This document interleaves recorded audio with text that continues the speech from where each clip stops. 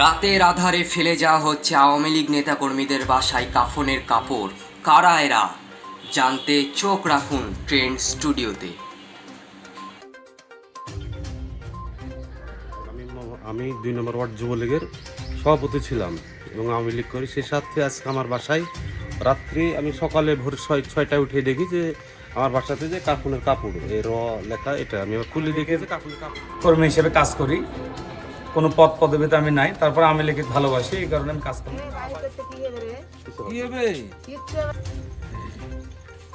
চারকোনা একটা কাফনের কাপড় সাদা, আর ওখানে কাফন লেখা আছে। আর এভাবেই রাতের আধারে ফেলে যাওয়া হচ্ছে লাল নীল ব্যাগে করে কাফনের কাপড় ও গোলাপ জল। তার সাথে সাথে সাদা কাগজে করে লেখা থাকছে নেতার নামের অক্ষর। লাল বোতলে হচ্ছে যে গোলাপ জল এখানে বান্ধা রাখা আছে।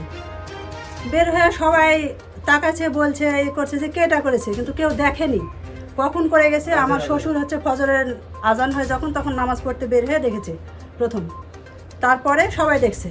তো আমার ভাসুর হচ্ছে যে এটা কী বান্ধা রেখেছে আতঙ্ক সৃষ্টি করার জন্য বলে হলো যে ছিঁড়া ফেলে দিয়েছিল। তা আমি আবার হচ্ছে যে কাফনের কাপড় যেহেতু সম্মান আমাদেরকে পরতে হবে, কাফনের কাপড় একসময় পরতে হবে, ইসলাম ধর্মে গ্রহণ করেছি যখন মুসলমান হয়ে তখন তো পরতে হবে, সেটাকে সম্মান জানায় আমি আমার বাসায় রাত্রি আমি সকালে ভোর 6টায় উঠে দেখি যে আমার বাসাতে যে কাফনের কাপড় এই লেখা, এটা আমি খুলে দেখি যে কাফনের কাপড় এখানে রেখে গেছি।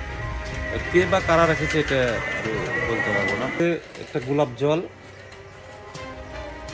এটা একটা গোলাপ জল আর এই কাফনের কাপড়